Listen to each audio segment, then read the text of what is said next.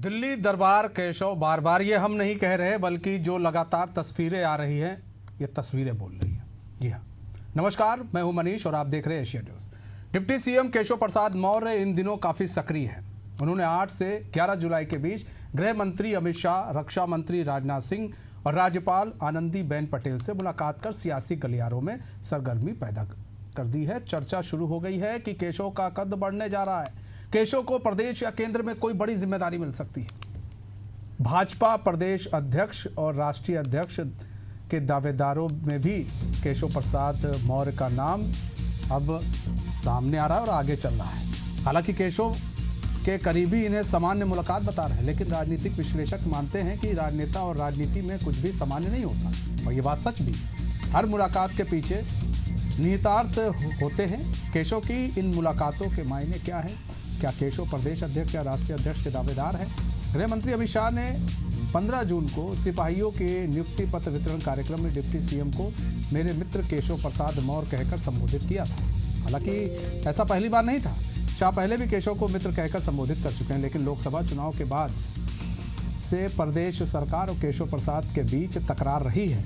ये किसी से छिपा भी नहीं है, जग जाहिर है। केशव प्रसाद मौर्य ने 8 जुलाई को गृह मंत्री अमित शाह से दिल्ली में मुलाकात की। केशव ने सोशल मीडिया एक्स पर मुलाकात की फोटो शेयर करते हुए लिखा, अमित शाह से मुलाकात कर 2027 में यूपी में 2017 दोहराने और तीसरी बार भाजपा की सरकार बनाने सहित विभिन्न महत्वपूर्ण विषयों पर विस्तृत चर्चा कर मार्गदर्शन प्राप्त किया। राजनीतिक विश्लेषक मानते हैं कि 2017 विधानसभा चुनाव के दौरान केशव प्रसाद मौर्य ही भाजपा के प्रदेश अध्यक्ष थे। विधानसभा चुनाव पीएम नरेंद्र मोदी के चेहरे पर केशव की अगुवाई में लड़ा गया था। भाजपा को रिकॉर्ड 212 सीटों पर जीत मिली थी। हालांकि केशव ने 2022 में मिली जीत का जिक्र नहीं किया है, ये भी समझना पड़ेगा। 2022 विधानसभा चुनाव सीएम योगी आदित्यनाथ के नेतृत्व में लड़ा गया था। इससे सियासी मायने निकाले जा रहे हैं कि पार्टी केशव को संगठन में प्रदेश अध्यक्ष या राष्ट्रीय अध्यक्ष जैसी कोई महत्वपूर्ण जिम्मेदारी देने जा रही, इसलिए केशव ने 2027 में 2017 दोहराने की बात कही है। तो कहीं ना कहीं केशव प्रसाद मौर्य जो है वो लगे हुए हैं अपना गणित सेट करने में।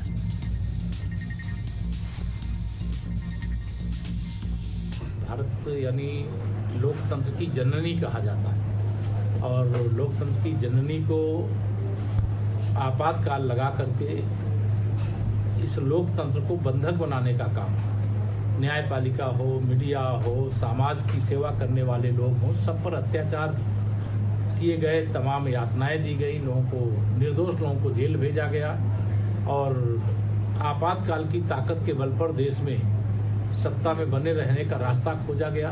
जैसे पाकिस्तान में होता रहा है, या जो निरंकुश शासक होते हैं वो करते रहे, वही कांग्रेस ने आपातकाल लगा करके किया था।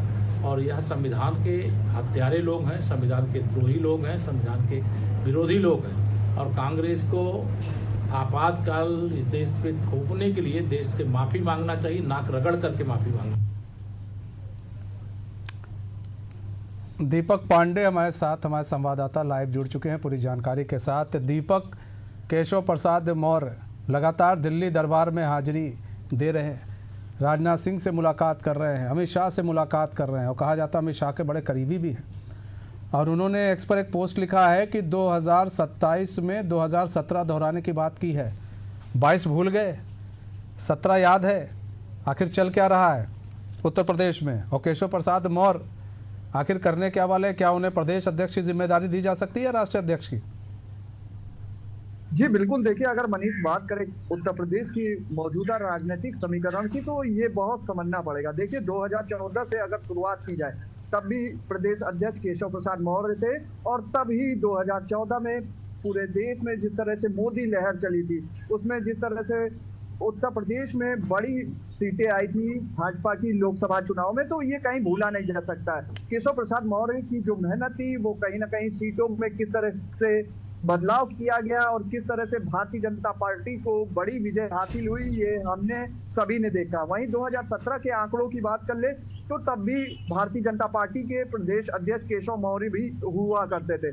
तो लगातार केशव मौर्य की जो संगठन में पकड़ है, उससे लोग चाहते हैं कि केशव मौर्य को कहीं ना कहीं संगठन में एक बार फिर मौका मिलना चाहिए। और उत्तर प्रदेश की राजनीतिक समीकरण कौन लोग चाहते हैं दीपक, कौन लोग चाहते हैं? तरह से दीपक, कौन लोग चाहते देखिए, हैं अगर केशव मनीष प्रसाद मौर्य को संगठन में एक बड़ा कद मिलना चाहिए? बता दूं आपको मनीष, बिल्कुल मैं बता दूं, वो लोग हैं जो अभी भी संगठन से कहीं ना कहीं नाराज हैं। संगठन उनकी बातें नहीं, जिस तरह से पिछले प्रदेश अध्यक्ष की बात कर लगातार नेताओं में एक सुर नहीं मिल रहे। अब जो नए प्रदेश अध्यक्ष की बात चल रही, सूत्रों की माने तो केशव प्रसाद मौर्य जल्द उत्तर प्रदेश के नए प्रदेश अध्यक्ष हो सकते हैं। और बता दें कि केशव प्रसाद मौर्य वही हैं जो उत्तर प्रदेश में प्रदेश अध्यक्ष की दावेदारी देख चुके हैं। उन्होंने तमाम समीकरण देखा है, उन्होंने जन जन तक भारतीय जनता पार्टी की जो आवाज पहुंचाने की बात होती है वो उन्होंने सड़क से सदन तक कहीं ना कहीं अपने आप को दिखाया है। तो अभी क्या हलचल है? अभी हम बात करें उत्तर प्रदेश में, खासकर लखनऊ में बीजेपी में क्या हलचल क्या है, लोग क्या कह रहे हैं? क्योंकि वहां पर कहा जाता है कि केशव प्रसाद मौर्य का सरकार से भी काफ़ी तनातनी रही है और ये छिपा नहीं है, जग जाहिर है। इससे पहले भी क्या हुआ था सबने देखा, 2022 से पहले क्या क्या हुआ सबने देखा। तो क्या कहा जाए कि केशव प्रसाद मौर्य क्या प्रदेश की जिम्मेदारी लेकर एक दबाव भी बना सकते हैं? क्योंकि सीएम पर और खासकर सीएम योगी पर कोई दबाव तो नहीं बना पाता है, लेकिन क्या एक जिम्मेदारी लेकर और उसमें कुछ फेर बदल देखने को मिल सकता है? हलचल किस तरह की है, क्या लोग कह रहे हैं, और भी जो लोग हैं उनका क्या कुछ कहना है? बिल्कुल, देखिए मनीष, मैं पहले भी कह रहा था कि ये भारतीय जनता पार्टी है, कई राज्यों में इनकी सरकार है, तो ये किसी नेता के दबाव में नहीं आते। लेकिन हाँ, ये जरूर है, पार्टी समीकरण जरूर तय करती है, चाहे जाति समीकरण की बात करें या तमाम समीकरणों की बात करें। उत्तर प्रदेश में जो समीकरण बन रहे हैं वो कहीं ना कहीं लगातार एक तरफ जो विपक्ष है, कहीं ना कहीं विपक्ष पीडीए के माध्यम से आगे बढ़ रहा, तो भारतीय जनता पार्टी भी चाहती है पिछड़ों को आगे ले जाकर 2027 की नैया कैसे पार की जाए, इसको लेकर अब तैयारियां दिल्ली से शुरू हो चुकी। इसी कवायद में अगर बात करें तो केशव प्रसाद मौर्य पे लगातार मंथन चल रहा है। केशव प्रसाद मौर्य पिछले 3-4 दिनों में 3 बार दिल्ली का दौरा कर चुके हैं। चाहे राजनाथ सिंह की बात करें या जेपी नड्डा की बात करें, तो तमाम बड़े नेताओं से उनकी मुलाकात हो रही है। आपने देखा होगा सिपाही भर्ती में खुद जब अमित शाह मंच से संबोधन करते हैं तो उनका केशव मेरे मित्र हैं, तो इस तरह की से वक्तव्यों से साफ तौर से जाहिर होता है कि आने वाले तो दिनों मतलब में कि अब अमित शाह मित्रता निभाते हुए दिखेंगे और कोई बड़ी जिम्मेदारी दे सकते हैं, ऐसा कहा जा रहा। अभी फिलहाल अटकलें तेज है। बहुत बहुत धन्यवाद हमारे साथ जुड़ने के लिए और तमाम जानकारी साझा करने के लिए। तो केशव प्रसाद मौर्य का जो दिल्ली दौरा है लगातार हो रहा है और ऐसे में 4 दिन में 3 सियासी मुलाकात कर चुके हैं। अब आप अंदाज़ा लगा सकते होंगे कि केशव प्रसाद मौर्य के जो दिल के अंदर भी हलचल कुछ ज़्यादा ही मच रही है और वो चाह रहे हैं कि कुछ हो, कुछ बड़ा हो, कुछ निर्देश दिया जाए और उनको कुछ बड़ी कमान दी जाए।